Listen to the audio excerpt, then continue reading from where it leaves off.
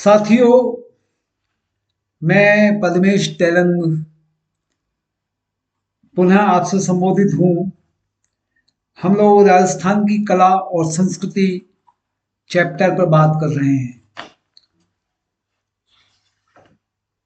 आज के इस व्याख्यान में अब हम राजस्थान का स्थापत्य और शिल्पकला यानी जो भवन हैं, किले हैं, ये जो स्थापत्य और शिल्पकला है उस पर बात करेंगे। तो राजस्थान में जो नगर नियोजन और स्थापत्य है उसके लिए आप वो बताएं कि विराट नगर जयपुर सम्राट अशोक कालीन स्थापत्य का एक बहुत सुंदर उदाहरण है। अशोक कालीन स्थापत्य आपको जयपुर में विराट नगर में मिल जाता है।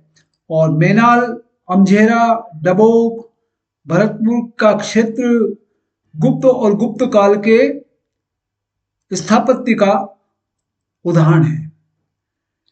और वास्तुकार एक थे विद्याधर, उन्होंने जयपुर शहर को 9 ब्लॉकों में ग्रिड करके डिजाइन किया था।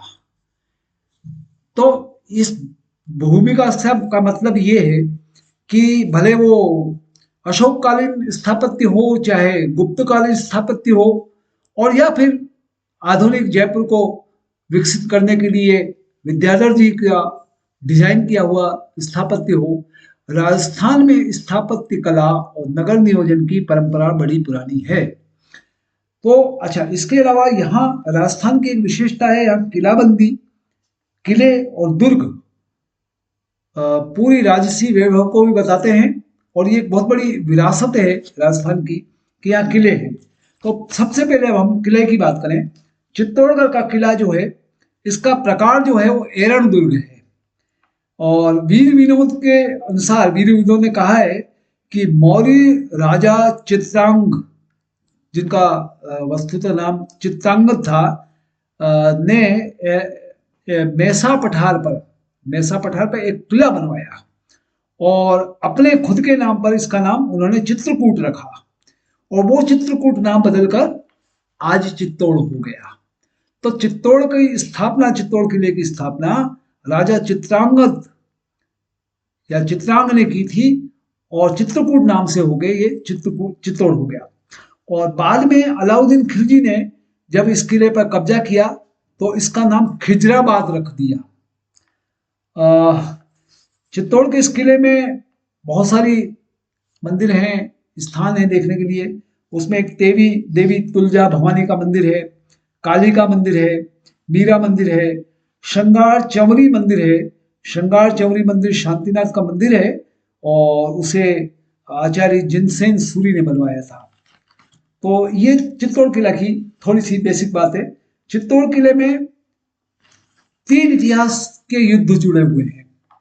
पहला, उसको साका कहते हैं, युद्ध को साका कहते हैं। पहला साका हुआ था 1303 ईस्वी में अलाउद्दीन खिलजी के आक्रमण के समय। दूसरा साका हुआ था 1535 ईस्वी में गुजरात के शासक बहादुर शाह के आक्रमण के समय में। और तीसरा साका हुआ था 1568 ईस्वी में अकबर के आक्रमण के समय में। चित्तौड़ इन तीनों साका, तीनों युद्ध का गवाह है। एक और किला मशहूर है कुंभलगढ़ का, कुंभलगढ़ जिले का किला मशहूर है। उसका जो प्रकार है वो गिरि दुर्ग है, गिरि दुर्ग है। तो कुंभलगढ़ का जो किला है वो 36 किलोमीटर लंबी दीवार से घिरा हुआ है। और ये अंतरराष्ट्रीय रिकॉर्ड में इस कुंभलगढ़ किले की इस दीवार का वर्णन है, क्योंकि ये एशिया की दूसरी सबसे लंबी दीवार है। और कर्नल टाउड ने कुंभलगढ़ के किले को जो तुलना की वो एट्रस्केन जो किला है, एट्रस्केन विदेश में, उस किले से इसकी तुलना की है। तीसरा किला बताएं, जयगढ़ का किला है। जयगढ़ का किला का जो प्रकार है वो गिरिदुर्ग है। और इस किले का निर्माण राजा मानसिंह ने प्रारंभ करवाया था इस किले को। और जो वर्तमान स्वरूप हमको दिखता है इसका निर्माण सवाई जयसिंह ने करवाया था। और इस स्थान को, जयगढ़ के स्थान को पहले चिल हिल्स या चिल का टीला के नाम से जाना जाता था। एक किला जयपुर में और है, नाहरगढ़। नाहरगढ़ किले का प्रकार जो है वो भी गिरिदुर्ग है। और नाहरगढ़ के किले का निर्माण 1734 में जयपुर को आक्रमण से बचाने के लिए सवाई जय सिंह ने करवाया था। और इस दुर्ग को जयपुर का प्रहरी कहा जाता है, चौकीदार, सारे आक्रमण से बचाने के लिए। तीसरा किला जयपुर में ये आमेर किला, इसका भी प्रकार गिरी दुर्ग है और इसका निर्माण 1150 में हुआ था। राजा दूल्हे राय ने इसका निर्माण कराया था। एक किला और है अचलगढ़ किला।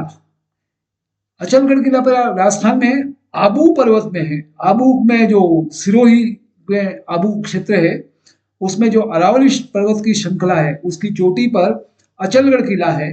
और अचलगढ़ किला का प्रकार जो है वो भी गिरी दुर्ग है। और ये अचलगढ़ का किला, इसका निर्माण परमार राजाओं ने करवाया था और बाद में कुंभा ने इस किले का पुनर्निर्माण करवाया और जिसका स्वरूप आज हमको आबू में दिखता है।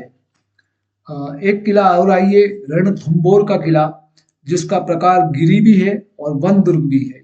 गिरी दुर्ग भी है, वन दुर्ग भी है। रणथंभौर किला का निर्माण 8वीं सदी में अजमेर के चौहान शासक थे रणथन देव चौहान, उन्होंने इसको निर्माण करवाया था। एक किला जोधपुर में है मेहरानगढ़ का किला। मेहरानगढ़ किला का प्रकार है गिरी दुर्ग और वह किला 1459 में राव जोधा ने जोधपुर की चिड़िया टूक पहाड़ी की चोटी पर बनवाया था। चिड़िया टूक पहाड़ी की चोटी, इस पहाड़ी का नाम है। और इस किले को गढ़ चिंतामणि या मयूर ध्वज भी कहा जाता है। मयूर ध्वज इसलिए इसका स्वरूप जो है वो मोर जैसा दिखता है। एक किला है जूनागढ़ किला। इसका प्रकार है धानवंत दुर्ग, ये दुर्ग का प्रकार है। इसका निर्माण 1589 में सम्राट अकबर का जो एक सूबेदार था महाराजा राय सिंह, उसने जूनागढ़ किला बनवाया था। और इस जूनागढ़ किला का पुराना नाम है चिंतामणि का किला। ये भी प्रश्न बन सकता है, चिंतामणि किला किसे कहते हैं, तो जूनागढ़ किला को कहते हैं। और इसे जमीन का जेवर भी कहा जाता है। अजमेर में आइए, तो अजमेर में एक है तारागढ़ किला। उस किले का प्रकार जो है वो गिरी दुर्ग है और इस किले को राजस्थान का अजयमेरू भी कहते हैं, गढ़ बिठली भी कहते हैं और राजस्थान का जिब्राल्टर भी कहते हैं। और इसका निर्माण 1113 में चौहान राजा अजयपाल ने करवाया था। इसके बाद में आता हूं जैसलमेर किला में, जिसका प्रकार है धानवंत दुर्ग। ये राजस्थान का जो स्वर्ण नगरी है, स्वर्ण नगरी जैसलमेर, जैसलमेर को स्वर्ण नगरी कहते हैं, उसमें त्रिकूट पहाड़ी है, उस पर पीले पत्थर से बना हुआ किला है। और इस किले को सोनार का किला भी कहते हैं, गोल्डन फोर्ट भी कहते हैं जैसलमेर के किले को। और भी कई किले हैं, भटनेर का किला है, जालोर का किला है। उस क्रम में सिवाना किला की बात करूं, सिवाना किला का प्रकार गिरी दुर्ग है और ये बालोतरा बाड़मेर की सिवाना तहसील में है। और इसका निर्माण वीर नारायण ने करवाया था और बाद में जोधपुर के राव मालदेव ने इसका जो वर्तमान स्वरूप दिख रहा है उसका निर्माण करवाया था। और सिवाना के किला में कुमुट झाड़ियां हैं, कुमुट नाम की झाड़ियां हैं, तो इसलिए इसे कुमुट दुर्ग भी कहा जाता है। एक किला आइए भरतपुर जिले में, उसका नाम है लोहागढ़ किला। लोहागढ़ किला का प्रकार जो है वो स्थल किला है या भूमि दुर्ग किला है, भरतपुर में है। और भरतपुर में इस किले को राजस्थान का सिंह द्वार या पूर्वी सीमा का प्रहरी भी कहा जाता है। और इसका निर्माण महाराजा सूरजमल जी ने 1733 में शुरू कराया था। अलवर के किले की बात करें, अलवर किले को बाला किला भी कहते हैं, उसका प्रकार है गिरी दुर्ग। इसका निर्माण हसन खां मेवाती 1550 ईस्वी में करवाया था। और इस किले को आंख वाला किला कहा जाता है। यह भी एक प्रश्न बन सकता है, आंख वाला किला यानी अलवर किला यानी बाला किला। और आंख इसलिए कि उसमें इसकी जो प्राचीर है, दीवार है, उसमें गोले डालने के लिए बड़े बड़े छेद बने हुए हैं, यानी आंख की तरह वो छेद दिखते हैं। एक किला है राजस्थान का वेल्लोर, जिसको कहते हैं, राजस्थान का वेल्लोर है भैंसरोडगढ़ किला। भैंसरोडगढ़ का किला है जिसका प्रकार जलदुर्ग है। और ये राजस्थान का वेल्लोर चित्तौड़गढ़ जिले की अरावली पहाड़ियों की एक घाटी पर है। मांडलगढ़ का किला भी है, शेरगढ़ का किला भी है, शाहबाद का भी किला है, नागौर का किला है। उस क्रम में एक शेरगढ़ का किला है बारां में, उसका प्रकार गिरी दुर्ग है और बारां जिले में परवन नदी कर बहती है, उसके किनारे ये स्थित है शेरगढ़ का किला। और यह किला कोशवर्धन नामक पर्वत पर स्थित है और इसलिए इसे कोशवर्धन किला भी कहा जाता है। एक किले की चर्चा और करें बूंदी की। बूंदी में एक तारागढ़ किला है, उसका प्रकार है गिरी दुर्ग, जिसका निर्माण 1354 में राजा बरसिंह ने करवाया था। और दूर से अगर देखें तो तारागढ़ किला है ना, चमकते हुए सितारे के समान दिखता है, इसलिए इसका नाम तारागढ़ किला कहा गया। और एक रूडयार्ड किपलिंग हुए हैं, रूडयार्ड किपलिंग ने कहीं लिखा है कि इस किले का निर्माण भूत प्रेतों और राक्षसों ने करवाया था। ये भी एक किंवदंती है कि ये किला तारागढ़ भूत प्रेत और राक्षस ने बनवाया। अकबर का किला है अजमेर में, चोमू का किला है, कांकवाड़ी का किला है, बयाना का किला है, कुचामन किला है, तिमनगढ़ किला है, फतेहपुर किला है, सज्जनगढ़ किला है, चुरू का किला है, मेड़ का किला है। तो ये सारे कुछ किलों की बात की हमने। किलों के साथ साथ जब बात आती है तो राजस्थान में महलों की बात भी आती है। ये भी स्थापत्य और भवन है, भव्य भवन है। राजस्थान के कुछ महल बड़े मशहूर हैं। एक है गजनेर महल, बीकानेर में है, गजराज सिंह ने बनवाया है। एक है हवा महल, जयपुर में है, सवाई प्रताप सिंह ने बनाया। शीश महल है, जयपुर में मिर्जा राजा जय सिंह ने बनवाया। जगमंदिर महल है, उदयपुर में करण सिंह और जगत सिंह फर्स्ट ने बनवाया। जल महल है, जयपुर में मान सिंह द्वितीय ने बनवाया। ये कुछ किले हैं, महल हैं। रंग महल है बूंदी में, महाराजा छत्रसाल ने बनवाया। और भी कई सारे महल हैं। जय निवास पैलेस है जयपुर में, आपके विनय महल है अलवर में, अभेड़ा महल है कोटा में, मुबारक महल है जयपुर में। महलों के बहुत सारे उदाहरण हैं। महलों के बाद बावड़ियाँ, पानी की बावड़ियाँ, पानी का संग्रहण के लिए भी यहाँ बड़ी अच्छी राजस्थान की परंपरा रही है राजा महाराजाओं की, कि यहाँ जल का संरक्षण करने के लिए, वाटर रिजर्वेशन के लिए बावड़ियाँ बनाई गई। कुछ बावड़ियों के नाम बताऊं। अनारकली की बावड़ी है जो बूंदी में है, और रानी नाथीवती की दासी थी अनारकली, उन अनारकली ने इसको बूंदी में बनवाया था। एक बावड़ी है चांद बावड़ी। चांद बावड़ी आभानेरी बांदी कुई में है और इसका निर्माण प्रतिहार निकुंभ राजा चंद ने करवाया था। कुछ बावड़ियां और हैं। नौलखा बावड़ी है डूंगरपुर में, महिला बाग झालरा जोधपुर में है। एक 84 खंभों की बावड़ी है बूंदी में, 84 खंभों की बावड़ी बूंदी में है, ये शिव जी को समर्पित है। और एक है मामा भांजिया की बावड़ी। मामा भांजिया की बावड़ी जोधपुर में है और उसे महाराजा अजीत सिंह ने बनवाया था।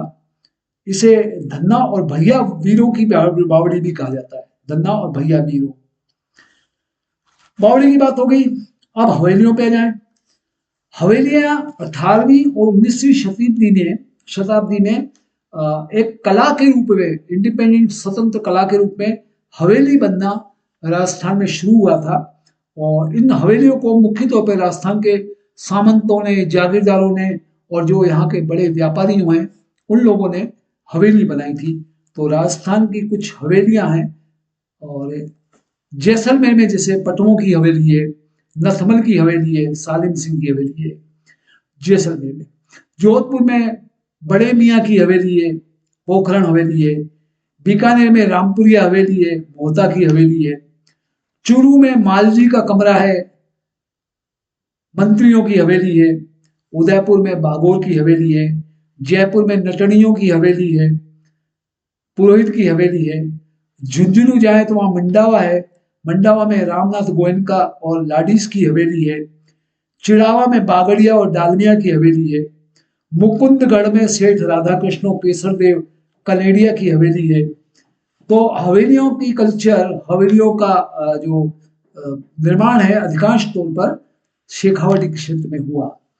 सीकर में लीम का थाना में गोरीलाल बियानी की हवेली सीकर में है, श्री माधोपुर नीम का थाना पंसारी की हवेली है।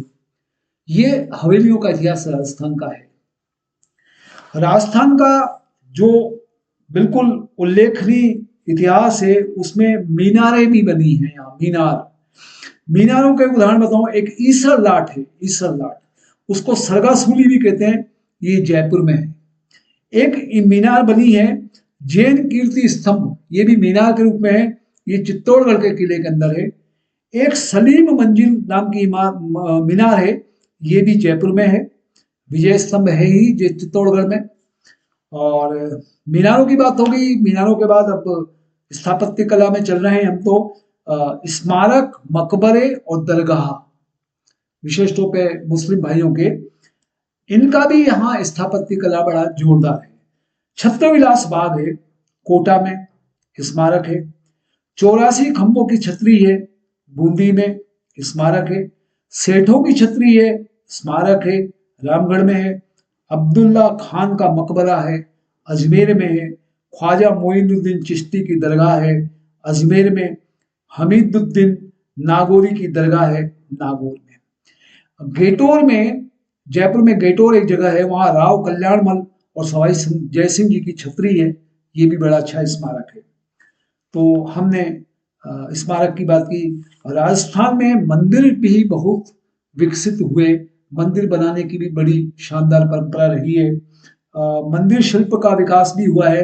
मैं कुछ प्रमुख मंदिर की चर्चा करूं, बाड़मेर में एक किराड़ू का सोमेश्वर मंदिर है, और ओसियां जोधपुर में सच्चिया माता का मंदिर है, सूर्य मंदिर है। मांगलोद नागौर में दधी माता का मंदिर है। हर्षद माता का मंदिर आभानेरी दौसा में है। अंबिका माता का मंदिर जगत उदयपुर में है। ये कुछ मंदिर के नाम थे। और कुछ मंदिर के नाम बताऊं तो चौमुखा या रणकपुर जैन का मंदिर, रणकपुर जो पाली में है वहां पर है रणकपुर के मंदिर। इनको राणा कुंभा के समय पर बनाया गया था। एकलिंग जी का मंदिर उदयपुर के कैलाशपुरी स्थान पर है, जिसको बप्पा रावल ने बनवाया था। किराड़ू का मंदिर बाड़मेर के हातमा गांव के पास है, ये 11वीं-12वीं शताब्दी में बना था। दिलवाड़ा के जैन मंदिर आबू पर्वत में है। सास बहू मंदिर नागदा एक गांव का नाम है, उदयपुर में है, जिसको गुहिल शासक श्रीधर ने बनवाया था। श्रीनाथ जी का मंदिर नाथद्वारा में है, मेवाड़ के महाराजा राज सिंह ने बनवाया। द्वारकाधीश का मंदिर काकरोली में है, मेवाड़ के महाराजा राज सिंह ने बनवाया। मथुराधीश का मंदिर कोटा है। गोविंद देव जी का मंदिर जयपुर में है। और मंदिर और भी है, चार भुजा मंदिर है गढ़बोर राजसमंद में, सवाई जयसिंह ने बनाया। ऋषभ देव मंदिर है धूलेव उदयपुर में। सांवली जी का मंदिर मंडफिया चित्तौड़ में है। जीर्ण माता का मंदिर रेवासा गांव सीकर में है। ब्रह्माणी माता का मंदिर बारा में है।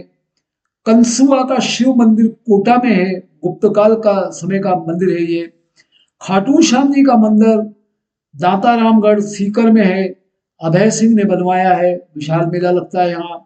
सुंधा माता का मंदिर जालोर में है, सुंधा पहाड़ियां हैं उसमें ये मंदिर है। आशापुरा माता मंदिर नाडोल गांव में है, इसका निर्माण लाखन सिंह चौहान ने करवाया था।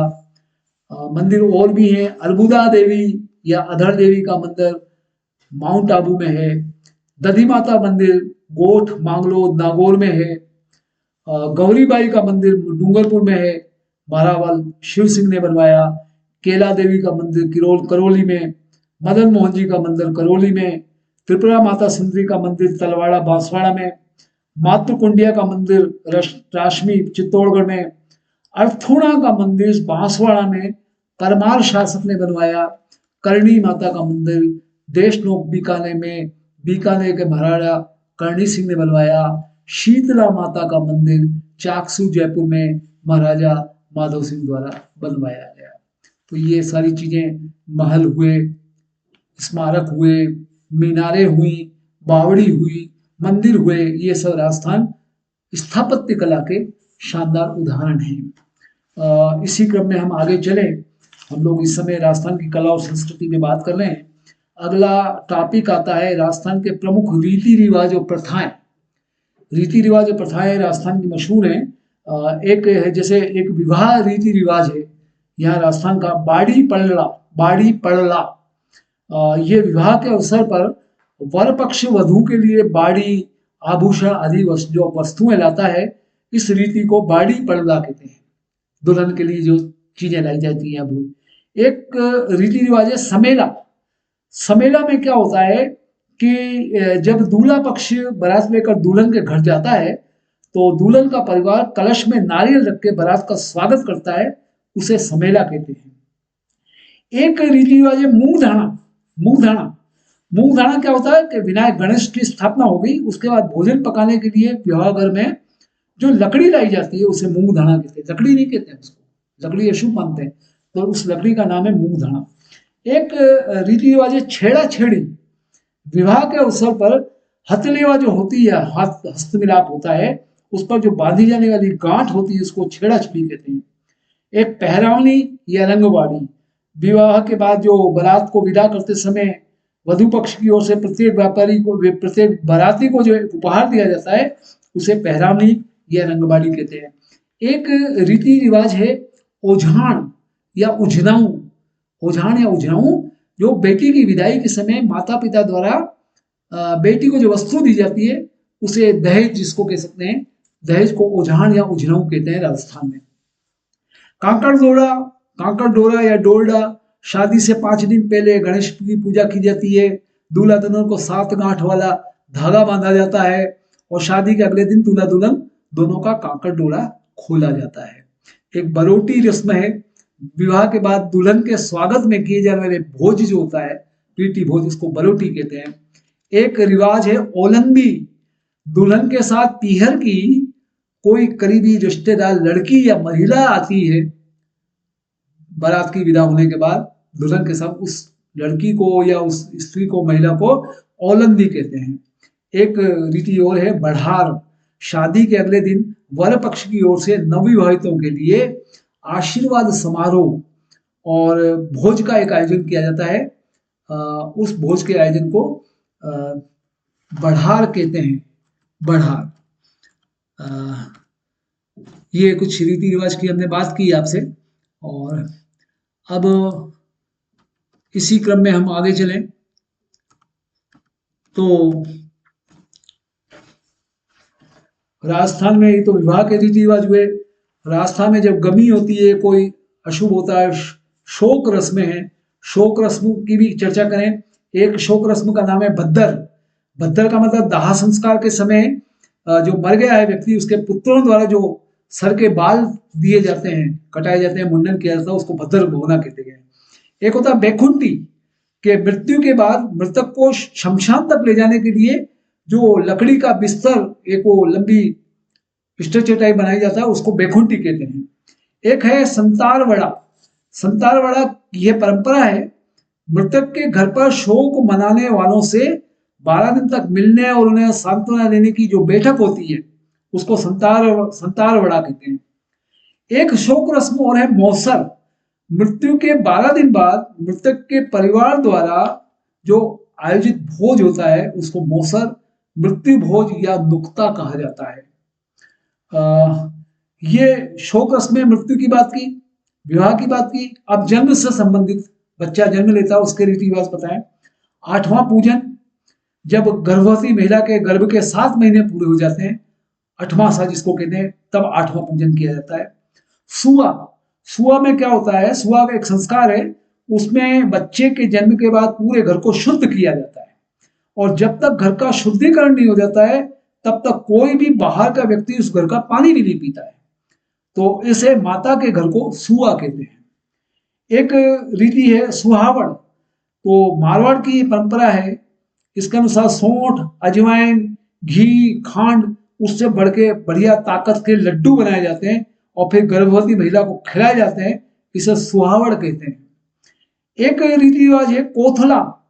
कोथला, बेटी का जो प्रथम प्रसव हुआ, प्रथम प्रेगनेंसी डिलीवरी हुई, उसके बाद परिवार वाले दामाद को, दामाद के रिश्तेदारों को जो उपहार देते हैं उसे कोथला कहते हैं।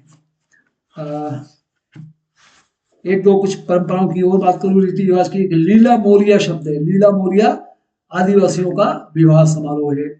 जौहर प्रथा आप जानते ही हैं, युद्ध के बाद अपने सत्य की रक्षा करने के लिए राजपूत की स्त्रियां जौहर में अग्नि में कूद जाती थी, जौहर था। केसरिया, जब राजपूत वीर योद्धा केसरिया वस्त्र पहन के युद्ध में शत्रुओं को मारते हुए शहीद हो जाते थे, वो केसरिया प्रथा थी। एक नाता प्रथा भी चलती है। नाता प्रथा प्राय आदिवासियों के बीच में है कि कोई पत्नी अपने पति के जीवन काल में ही या उसकी मृत्यु के बाद जब किसी अन्य पुरुष के साथ रहने लगती है तो उसे नाता प्रथा कहते हैं। कुछ कुरीतियों की बात करूं, राजस्थान में कुरीतियां हुई हैं, सती प्रथा हुई है। और सती प्रथा के बारे में सर्वप्रथम जानकारी 861 ईस्वी के एक घटियाला शिलालेख जोधपुर में मिलती है कि उस युग में 861 के ईस्वी के युग में भी राजस्थान में सती प्रथा होती थी। और उस 861 वाला जो उदाहरण है उसमें सेनापति रेणुका की पत्नी सांपल देवी सती हो गई थी, यानी सबसे पुरानी सती का संदर्भ आ रहा है, वो सांपल देवी थी, वो सती हुई थी। तो फिर ब्रह्म समाज के जो संस्थापक थे राजा राममोहन राय, उन्होंने प्रयास किया और 1829 ईस्वी में लॉर्ड विलियम बेंटिंक ने सती प्रथा निवारण अधिनियम बनाया और जिसे देश में लागू किया। तो राजस्थान में सबसे पहले कोटा रियासत ने उस सती प्रथा नियंत्रण निवारण अधिनियम को लागू किया था, कोटा में सबसे पहले लागू हुआ था। और राजस्थान में एक अंतिम जो सती हुई है वो दिवराला गांव सीकर में हुई है 4 सितंबर 1987 को, जब एक स्त्री रूप कंवर सती हो गई, पति की मृत्यु के बाद उसके चिता में बैठ के जल गई। और फिर राजस्थान सरकार ने राजस्थान सती निवारण अध्यादेश 1987 में लागू करके इस प्रथा पर राजस्थान सरकार ने भी कानूनी प्रतिबंध लगा दिया। ये एक बड़ा ऐतिहासिक अध्यादेश था 1987 का, रूप कंवर सती प्रथा सती घटनाक्रम के बाद का। यहाँ कन्या भ्रूण हत्या भी होती है, ये भी एक कुप्रति है।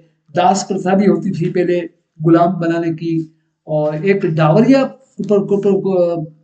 प्रथा भी होती थी, कुरीति थी कि राजा महाराजा सामंत जागीरदार अपनी पुत्री के विवाह के अवसर पर दहेज के रूप में अपनी पुत्री के साथ कुछ कुंवारी लड़कियां भी भेज देते थे। शादी हो रही है, दुल्हन जा रही है, तो ये बड़े जो लोग थे सामंत लोग, ये अपनी पुत्री तो जा रही है, कुछ कुंवारी लड़कियां और भेज देते थे। उन कुंवारी लड़कियों को डावरी या डावरिया कहा जाता था। डाकन प्रथा थी, डायन कह दिया और गांव से निकाल दिया, उसको प्रताड़ित किया। ये डाकन प्रथा भी राजस्थान की कई जातियों विशेषकर भील और मीना में बहुत थी। और इस डाकन प्रथा को सबसे पहले अक्टूबर 1853 में उदयपुर राज्य में अवैध घोषित किया था। विधवा पुनर्विवाह भी नहीं होता था, तो फिर ईश्वरचंद्र विद्यासागर के प्रयासों से 1856 में लॉर्ड डलहौजी ने विधवा पुनर्विवाह अधिनियम बनाया। और बाल विवाह प्रथा भी राजस्थान की बड़ी कुरीति है। अधिकांश बाल विवाह अक्षय तृतीया या अखातीज या अबूझ सावा पर हो जाते हैं। तो अजमेर में हरविलास शारदा ने प्रयास किए और 1929 में बाल विवाह निरोधक अधिनियम पारित किया गया, जो 1 अप्रैल 1930 से पूरे देश में लागू हुआ। बाल विवाह अब गैर कानूनी है और इस बाल विवाह का जो अधिनियम पारित हुआ 1929 को, इस अधिनियम को शारदा अधिनियम के नाम से भी जाना जाता है। ये भी एक अच्छा प्रश्न बन सकता है, शारदा अधिनियम। दहेज का भी यहाँ प्रॉब्लम है, लेकिन चलो, भारत सरकार ने 1961 में दहेज प्रथा निवारण अधिनियम पारित किया था। एक राजस्थान में मोताना की कुरीति है, मोताना प्रथा। मोताना का अर्थ क्या है कि रक्तपात के बीच जो मृत्यु के बाद क्षति की वसूली करना है। तो रक्तपात हुआ हो, चाहे कोई एक्सीडेंट हो गया हो, चाहे किसी ने हत्या कर दी, किसी ने किसी को मार दिया, कुछ भी होता है, तो मरने वाले के घर वाले उस व्यक्ति के घर के आमने सामने उस डेड बॉडी को, लाश को रखकर मोताना मांगते हैं कि साहब इतनी क्षतिपूर्ति दीजिए, आपने हमारे घर के सदस्य को मार डाला। उदयपुर संभाग के आदिवासियों के बीच में ये सदियों पुरानी सामाजिक परंपरा है और आज भी मोताने का चलन राजस्थान में दिख जाता है। एक चरी प्रथा है। चरी प्रथा खेराड़ क्षेत्र में प्रचलित है और इसमें भी लड़की के परिवार वाले लड़के के परिवार से दहेज के रूप में नकद राशि लेते हैं। लड़की के परिवार वाले लेते हैं लड़कों से दहेज की, इसको चरी प्रथा कहते हैं। एक संथारा संथारा संलेखना प्रथा है। संथारा वैसे जैन धर्मों में है, जैन ग्रंथों में इसका उल्लेख है, जिसमें व्यक्ति समभाव से भोजन और पानी त्याग कर फिर अपने शरीर को त्याग कर देता है। प्राय जैन मुनि अपने शरीर का जब त्याग करते हैं तो वो संथारा ले लेते हैं, भोजन पानी बंद कर देते हैं और फिर शरीर छोड़ देते हैं। ऐसी एक प्रथा है छेड़ा फड़ना। छेड़ा फड़ना में क्या होता है कि महिला अपनी ओढ़नी के पल्लू को फाड़ कर उसे पहले अपने अपने पहले पति को देती है, फिर वो अपने दूसरे पति के साथ रहने चली जाती है। पहले पति को छोड़ना है तो अपने ओढ़नी का पल्लू फाड़ो, पहले पति को दे दो, उसको छेड़ा फड़ना कहते हैं। और फिर पहले पति द्वारा दूसरे पति को एक प्रकार का मुआवजा भी दिया जाता है और ये प्रथा विशेष तौर पर भीलों में पाई जाती है। तो यहाँ पर आकर राजस्थान की कला और संस्कृति का जो हमारा चैप्टर है उसमें मोटे मोटे तौर पे ये पूरा होता है। अगले व्याख्यानों में हम अगला चैप्टर लेंगे। मुझे लगता है राजस्थान की कला एवं संस्कृति में राजस्थान से संबंधित ये थोड़ा लेक्चर लंबे हुए हैं, लेकिन इसमें बहुत सारी चीज़ को कवर किया गया क्योंकि राजस्थान की सारी जो परंपरा है, कल्चर है, संस्कृति है, उसके मुख्य मुख्य बिंदु इसमें आ गए हैं। मैं पुनः सलाह दूं कि ये लेक्चर्स जो दिए जा रहे हैं अभी, ये राजस्थान प्रीलिम को तो लक्ष्य करके दिए ही गए हैं, लेकिन राजस्थान की अन्य प्रतियोगी परीक्षाओं में भी ये लेक्चर्स काम के आने जैसे हैं। और अभी चूंकि प्रीलिम में एग्जाम में बहुत कम समय रह गया है, इसलिए जो बच्चे जो इस एग्जाम को दे रहे हैं वो रिवीजन तो कर ही रहे होंगे और साल भर में उन्होंने विस्तृत अध्ययन भी सारे विषयों का कर ही लिया होगा। लेकिन अब रिवीजन के बाद भी बहुत बहुत सेलेक्टेड, जिसको हम कहते हैं ना कि परीक्षा के एक दिन पहले भी और कई दफे सेंटर में परीक्षा के बाहर बैठ के कुछ सेलेक्टेड चीज को पढ़ते हैं, याद करते हैं। ये सारी व्याख्यान माला जो मैं दे रहा हूँ ये इसी उद्देश्य को बनाने के लिए कि अब जो आपके पास 1 या पौन महीना बचा है उसमें अब आप फिनिशिंग टच इसको कहना चाहिए। फिनिशिंग टच के रूप में पूरा रिवीजन नहीं भी कर पाए तो ये सेलेक्टेड चयनित चुनिंदा जो टॉपिक्स पॉइंट्स बताए जा रहे हैं पूरे सिलेबस को कवर करते हुए प्रीलिम को, इसको आप ब्लूटूथ पे सुनिए, चाहे चलते फिरते रोजमर्रे के काम करते के दौरान कान में ईयरफोन लगा के सुनिए, सोते समय भी सुनते सुनते सो जाइए। बहुत सारी इसमें पॉइंट रह जाएंगे। चूंकि प्रीलिम का एग्जाम ऑब्जेक्टिव होता है, लंबे चौड़े आपको निबंधात्मक जवाब नहीं देने हैं, इसलिए बावजूद इसके कि आपका अध्ययन बहुत लंबा चौड़ा विस्तृत है, लेकिन ये जो छोटे छोटे पॉइंट्स हैं जिन पे प्राय प्रश्न बनते हैं उस चीज को देखते हुए और इस समय शॉर्ट टाइम जो बचा है फिनिशिंग टच के रूप में ये व्याख्यान माला तैयार की गई है। मेरे को आशा है और विश्वास है कि शायद ये आप प्रतिभागियों को पसंद आएंगी, काम आएंगी। मेरी शुभकामनाएं और बहुत बहुत धन्यवाद। अगले लेक्चर में हम अगला सब्जेक्ट लेंगे। Thank you.